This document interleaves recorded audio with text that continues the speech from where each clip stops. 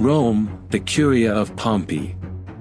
It's March 15, 44 BC. Normally, this place buzzes with debate, smelling of old scrolls.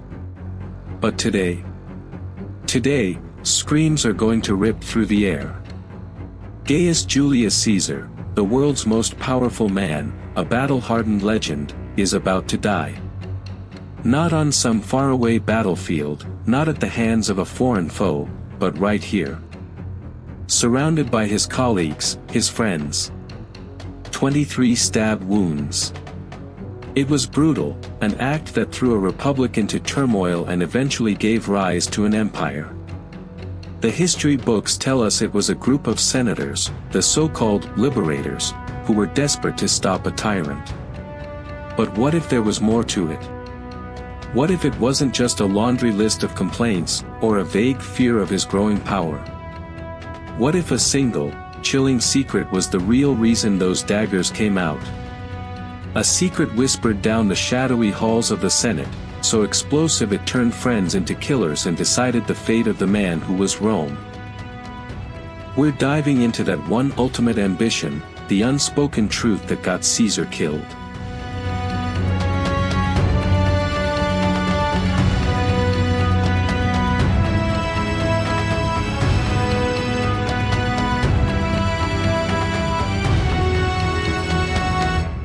Forget the grand political theories for just a second.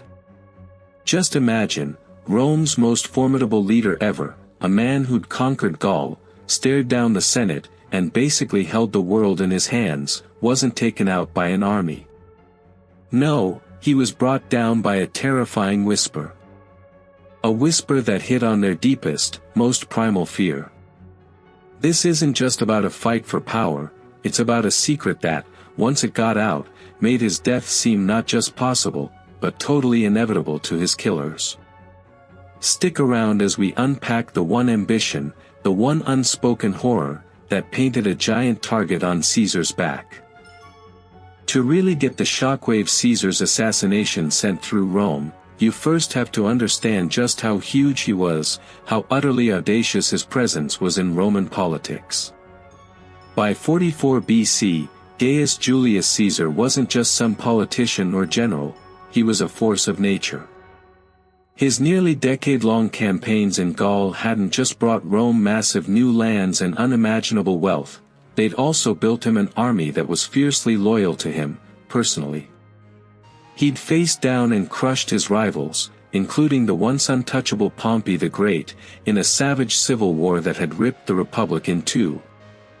So, Caesar didn't just stroll back into Rome as a hero, he came back as an unstoppable power. The Senate, which was supposed to be the heart of Roman authority, found itself living in his shadow.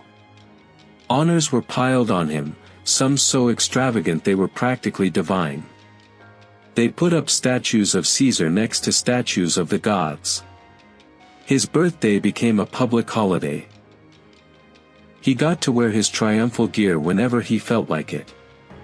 And then came the big one, in early 44 BC, they named him Dictator Perpetuo, dictator for life.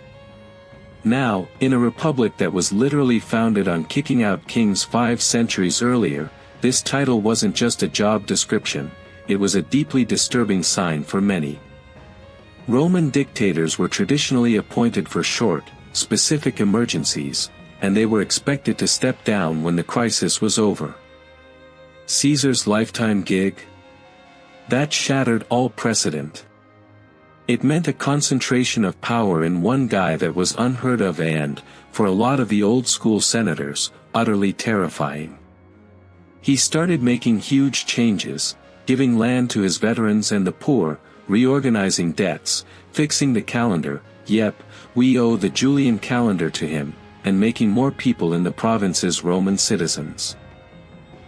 These moves were, no doubt, super popular with a lot of folks, especially the common people and the soldiers, who saw him as their champion. But for the old guard aristocrats, the optimates, these reforms, plus his obvious disregard for the way the Senate usually did things, were slowly eroding their privileges and the very world they knew. He was seen as more and more autocratic, either ignoring the Senate or just using it as a rubber stamp. He even boosted the number of senators to 900, packing it with his own guys, which further weakened the influence of the traditional elite. Caesar's power wasn't just about politics or military might, it was personal. He had this undeniable charisma, a willpower that just bent people to his will. He'd even shown mercy to many of his old enemies, forgiving them and even giving them important jobs. Guys like Marcus Junius Brutus and Gaius Cassius Longinus, who would later be key players in his assassination, had actually fought against him but were then brought into his circle. This mercy, though, didn't automatically buy loyalty. For some, it might have just made them even more uneasy or resentful. He walked around like he was untouchable, often without a big bodyguard. In hindsight, that looks like fatal arrogance. Here was a man who'd redrawn the map, commanded legions that adored him, a man the common people often saw as a savior. He seemed invincible, the top predator in Rome's political jungle, standing taller than any Roman ever had. And it was exactly this image of unlimited, unchecked power that started to plant a deadly fear in the hearts of those still clinging to the Republic's fading ideals. The stage wasn't just set for political opposition, but for something much, much more drastic. The whispers were starting. The stunning grandeur of Rome, with its imposing temples and crowded forums, often hid a simmering pot of political schemes and personal ambitions. In the last years and months of Caesar's life, these undercurrents became crashing waves of anxiety, especially within the revered, but increasingly toothless, marble halls of the Senate. The whispers began as quiet grumbling, then grew into hushed, fearful speculation, and finally, into the desperate plots of a conspiracy. What was causing all this dread? A series of Caesar's actions and various incidents that, to many senators, painted an unmistakable picture. Caesar wasn't happy just being dictator for life. He wanted something far more repulsive to Roman tradition. He wanted to be king. One of the biggest early red flags was Caesar's growing disrespect for the Senate's dignity and authority. The Roman biographer Suetonius tells a story about Caesar, sitting in front of the temple of Venus Genetrix, who didn't even bother to stand up when a delegation of senators came to give him yet another set of honors. Was it a calculated power move or just thoughtless arrogance?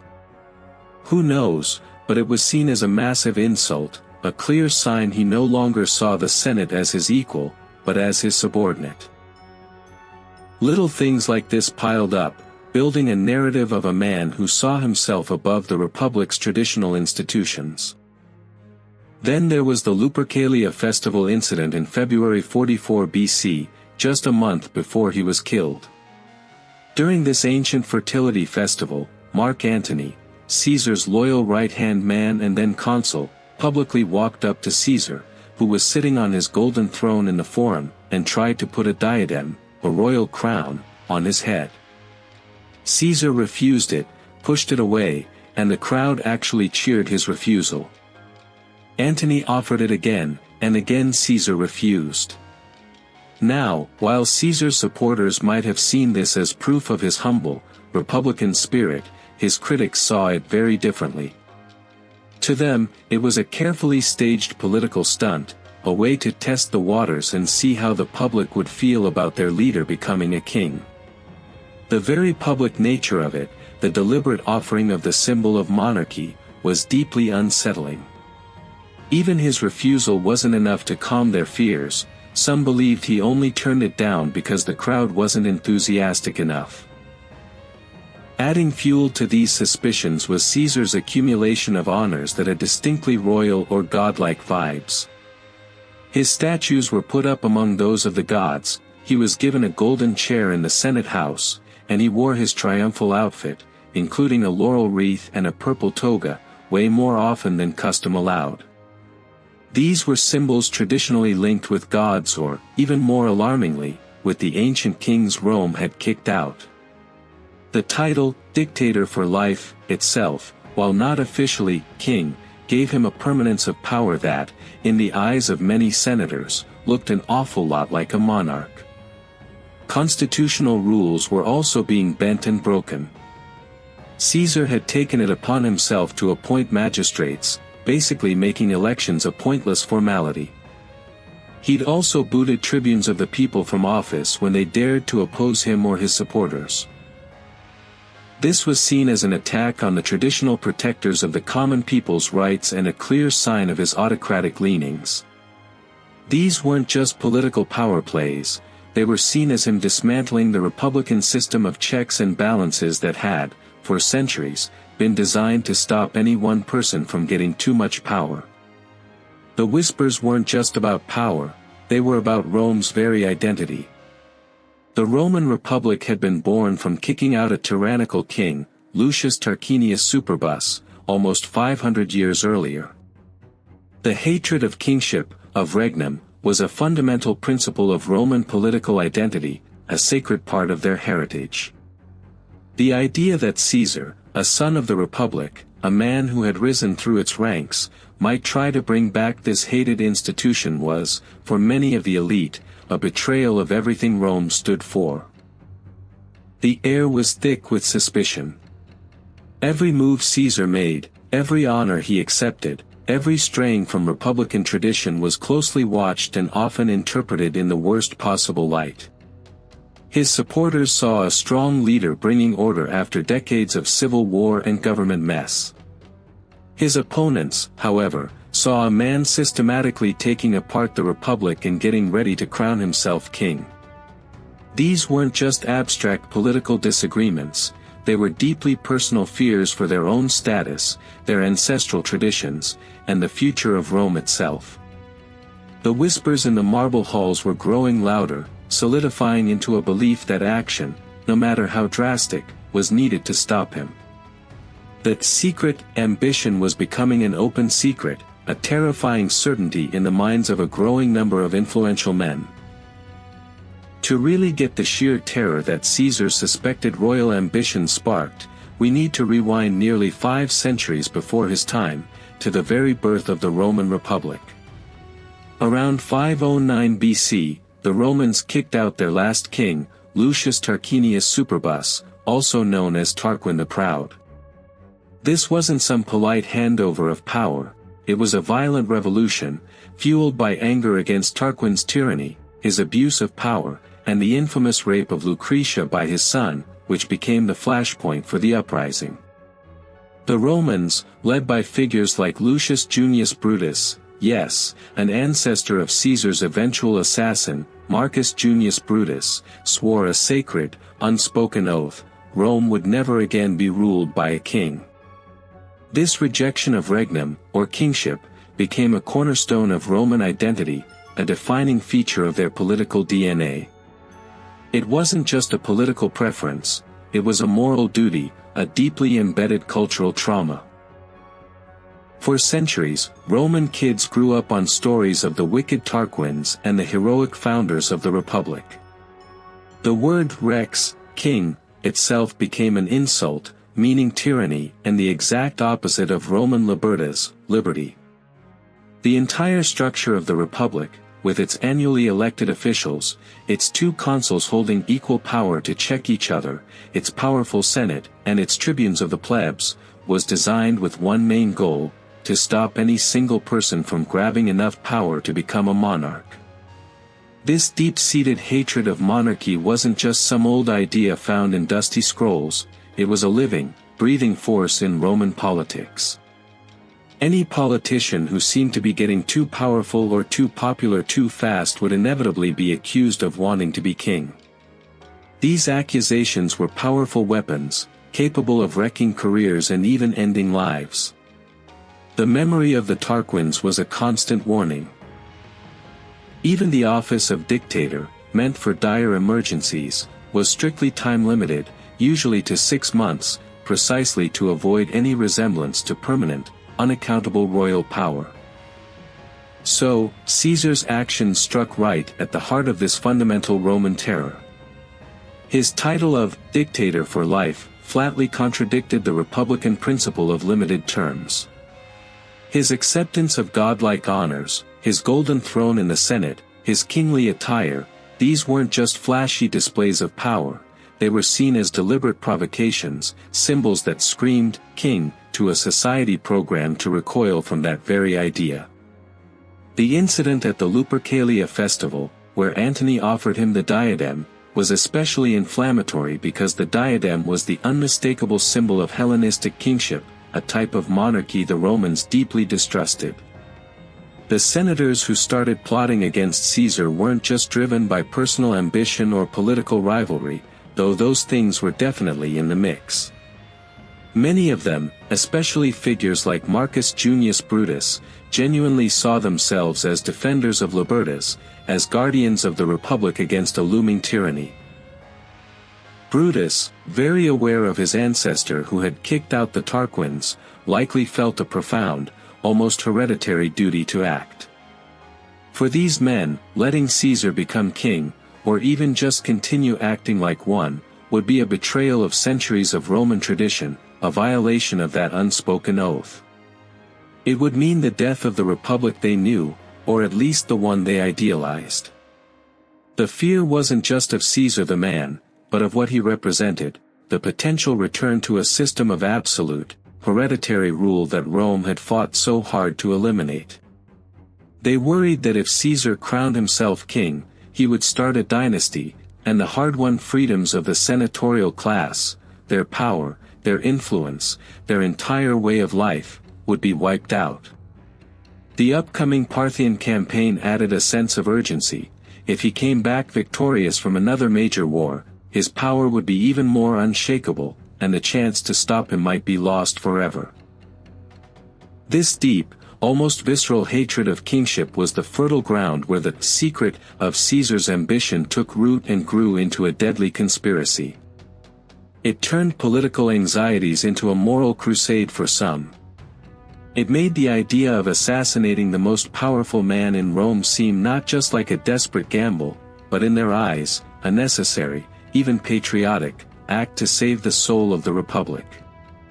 The terror of kings was the ghost that haunted the Roman imagination, and in Caesar, many senators believed they saw that ghost made real.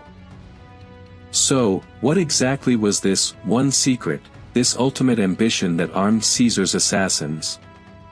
It wasn't just a general craving for power, nor was it any single specific action.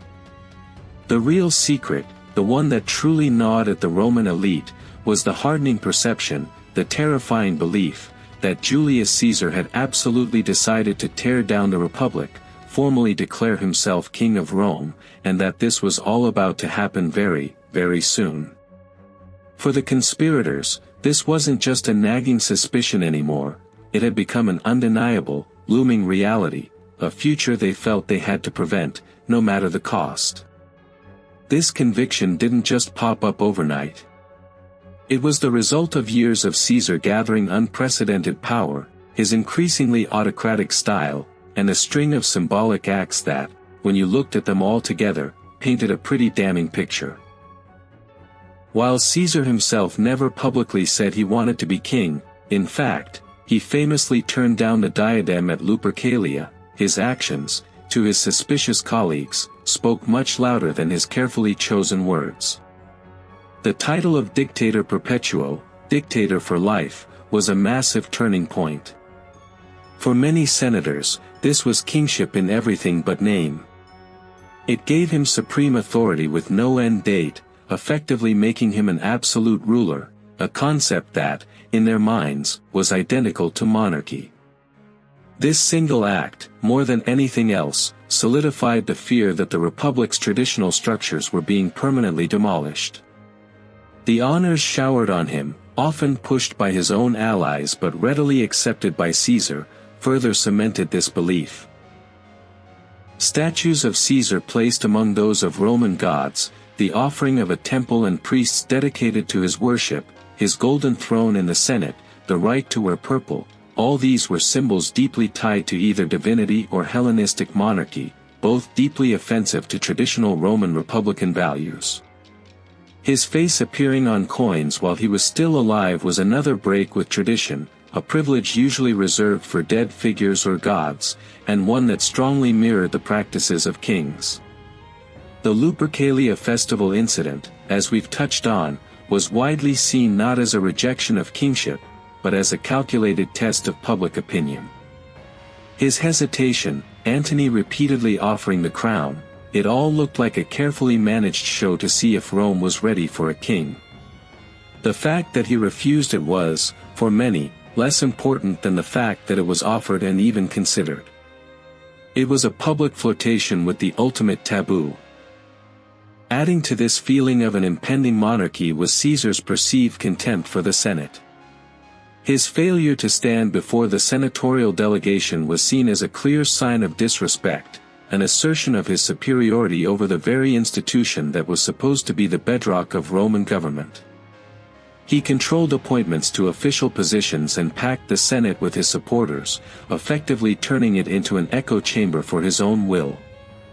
This wasn't just about political control, it was about him systematically dismantling the Senate's authority and prestige, paving the way for a system where only his authority mattered, the classic mark of a king.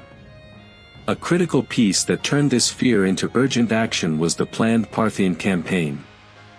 Caesar was set to leave Rome on March 18, 44 BC, for a massive military expedition against the Parthian Empire, Rome's formidable eastern rival.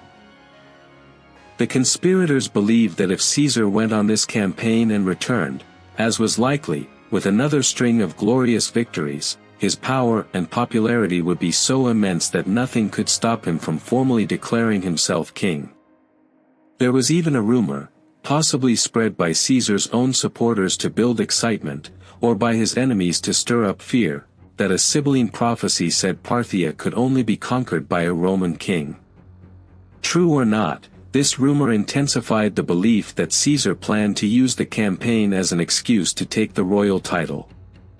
The Senate was even scheduled to debate giving Caesar the title of king for the Parthian War on the Ides of March itself, the very day he was assassinated.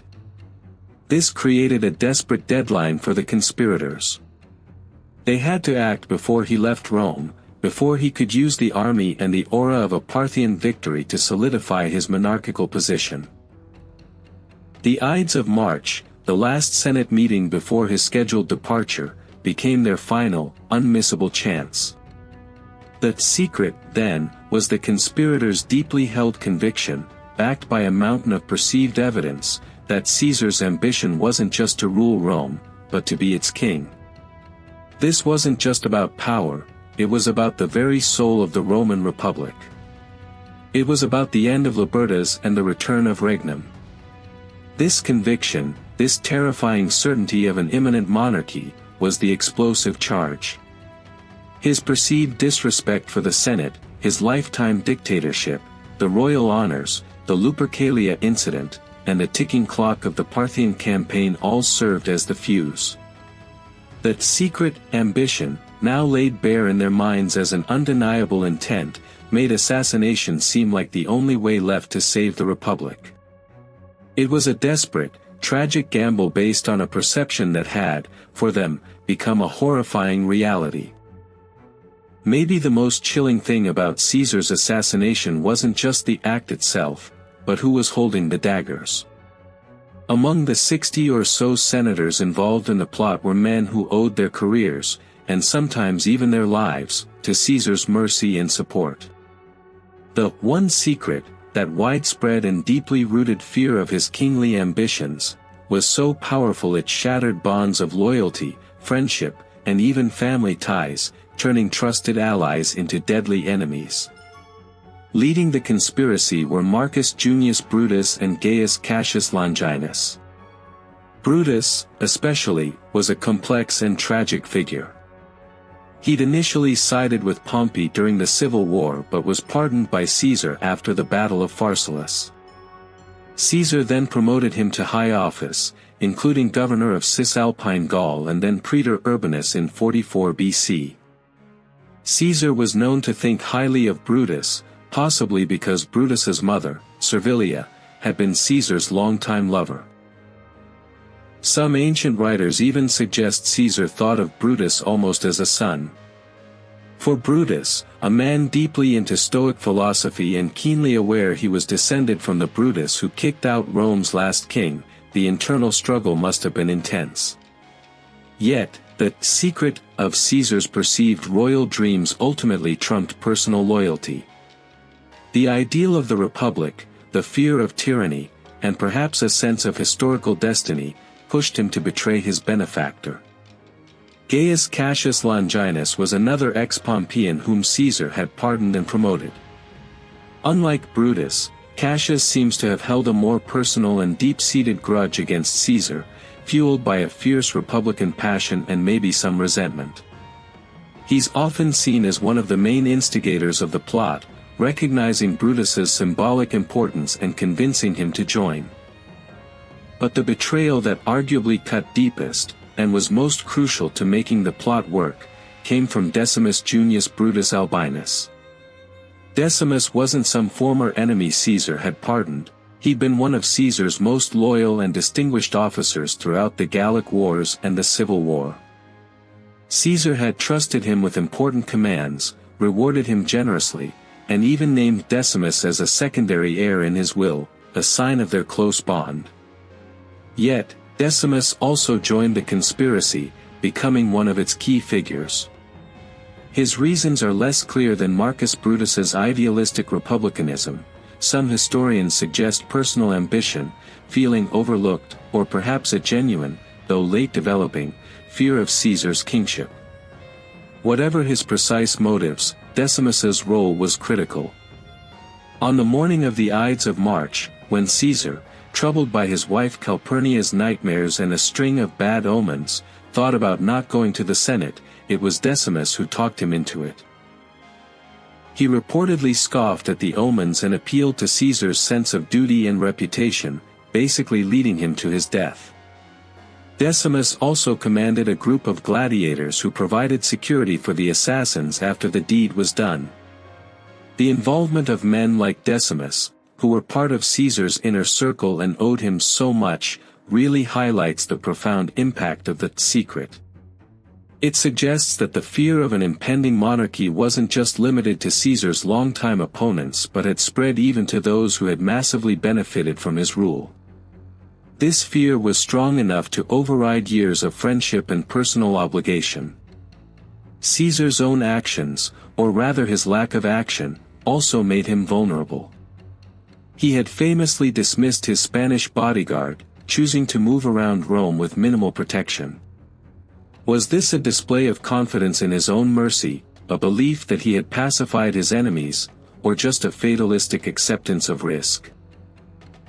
He repeatedly ignored warnings and omens. The soothsayer Spurina had famously warned him to beware the Ides of March. His wife, Calpurnia, tormented by dreams of his murder, begged him not to attend the Senate that day. Sacrifices performed that morning reportedly gave unfavorable signs. Yet, Caesar brushed these aside, perhaps out of a sense of invincibility, a refusal to live in fear, or swayed by Decimus's deadly reassurances. His miscalculation was epic. He underestimated just how deep the senatorial elite's commitment to republican traditions ran, no matter how frayed those traditions had become. He failed to see that his accumulation of unprecedented power, and the overwhelming perception of his monarchical intent, had created an existential threat in their minds. This one secret, this conviction that he would be king, became a self-fulfilling prophecy in reverse. It didn't make him king, but it sure got him killed, as men he trusted, men he had pardoned, men he had promoted, decided that the only way to stop the perceived coronation was with the cold steel of a dagger. The betrayal wasn't just political, it was deeply personal, a testament to the terrifying power of an idea that had gripped Rome's elite. The Ides of March, March 15, 44 BC. A date forever burned into history, not just as a day on the calendar, but as the flashpoint where simmering fears, whispered conspiracies, and a terrifying secret ambition finally blew up into bloody reality. It was the day Julius Caesar, a man who had conquered nations and stared death down countless times on the battlefield, walked straight into a trap set by his own senators, right in the heart of Roman government. Despite all the bad omens, Calpurnia's frantic pleas fueled by her nightmares, the soothsayer Spurina's stark warning that danger was coming no later than the Ides, and the unfavorable sacrifices, Caesar was talked into attending the Senate meeting. Decimus Brutus, his supposedly loyal friend, played a key part in this, arguing that putting off the meeting because of a woman's dreams or superstitions would look like an insult to the Senate and be beneath Caesar's dignity. And so, Caesar went ahead, brushing off the warnings, perhaps with his usual mix of fatalism and confidence. Legend has it that on his way to the Curia of Pompey, where the Senate was meeting, Caesar saw Spurina and remarked, "The Ides of March have come," to which Spurina chillingly replied, "Caesar, but not gone." The Senate session was a sham. The conspirators, about 60 of them, had meticulously planned their attack. They knew Caesar would be relatively unprotected inside the Senate chamber, as guards usually weren't allowed in. Gaius Trebonius, another of Caesar's former generals who had turned conspirator, was assigned to keep Mark Antony busy outside the building, stopping Caesar's most powerful ally from rushing to his aid. Inside, the scene unfolded with horrifying speed. Lucius Tillius Cimber, one of the conspirators whom Caesar had recently recalled from exile, approached Caesar with a petition, supposedly to ask for his brother's pardon. As Caesar stayed seated, Cimber grabbed his toga, pulling it from his shoulders. This was the signal. Instantly, Publius Servilius Casca, who was standing behind Caesar, struck the first blow, aiming for the neck but landing a glancing wound on the shoulder or chest. Caesar, startled, cried out and tried to defend himself, reportedly stabbing Casca in the arm with his stylus, a writing instrument. But he was quickly surrounded. The other conspirators swarmed forward, each eager to strike, to take part in what they saw as an act of tyrannicide, the liberation of the Republic. He was stabbed again and again, a reported 23 times, though only a few wounds were said to be fatal. The scene was one of pure chaos and brutality, a shocking contrast to the usual orderly conduct of the Senate. Ancient sources give different accounts of Caesar's final moments. Some say he fought back at first, then, seeing Marcus Brutus among his attackers, covered his head with his toga and gave up. Plutarch reports this heartbreaking detail, suggesting a deep sense of betrayal when he recognized Brutus. The famous line, "Et tu, Brute? You too, Brutus?" is a later invention by Shakespeare, though it perfectly captures the essence of this ultimate betrayal by a man Caesar had favored. Suetonius claims Caesar said nothing as he died, only groaning at the first blow. Caesar fell at the foot of a statue of his old rival, Pompey the Great, a profoundly ironic spot for his death. His blood stained the floor of the Senate house. The most powerful man in the world was dead, brought down not by a foreign army, but by the daggers of Roman senators, many of whom he considered allies or had pardoned. In the immediate aftermath, chaos and panic erupted. The senators not involved in the plot fled in terror. Brutus and his fellow conspirators marched to the Capitoline Hill, shouting, "People of Rome, we are once again free." But they weren't met with the joyful cheers of a liberated people, as they might have hoped. Instead, they mostly found stunned silence, fear, and uncertainty. The Roman people, many of whom had benefited from Caesar's reforms and admired his military genius, weren't so quick to celebrate the death of their leader. The one secret, the deep-seated fear among the elite that Caesar would make himself king, had finally exploded. The conspirators believed they were acting to save the Republic. But their violent act, born from this terrifying conviction, didn't restore the Republic. Instead, it unleashed years of new civil war, ultimately leading to the very thing they tried to prevent, the rise of one-man rule, not under a king, but under an emperor, Caesar's adopted son, Octavian, who would become Augustus. The Ides of March wasn't an end, but a bloody beginning. Julius Caesar's death wasn't just the murder of one man, it was the end of an entire era. While tons of things played a part, political rivalries, personal grudges, the decaying state of the Republic, the real, sharp point of those daggers on the Ides of March was forged by one pervasive, terrifying secret, the unshakable belief within Rome's elite that Caesar was about to crown himself king. This fear, rooted in centuries of Roman hatred for monarchy, turned suspicion into certainty, and senators into assassins. Caesar's unprecedented power grab, his title of dictator for life, the royal honors he accepted, his apparent contempt for Senate traditions, and the looming Parthian campaign all blended together into a powerful story of impending tyranny. It was this secret ambition, whispered in the corridors of power and amplified by centuries of cultural conditioning, that drove men like Brutus, Cassius, and even Caesar's close associate Decimus, to commit the ultimate act of betrayal. They didn't see themselves as murderers, but as liberators, striking down a would-be king to save the Republic.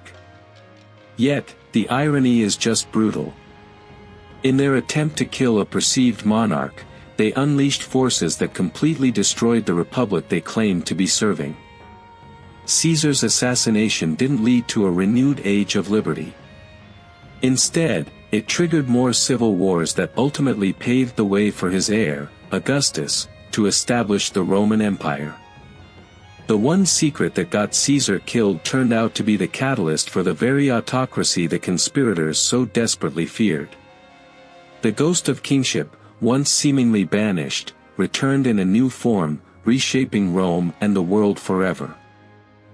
So, what do you think?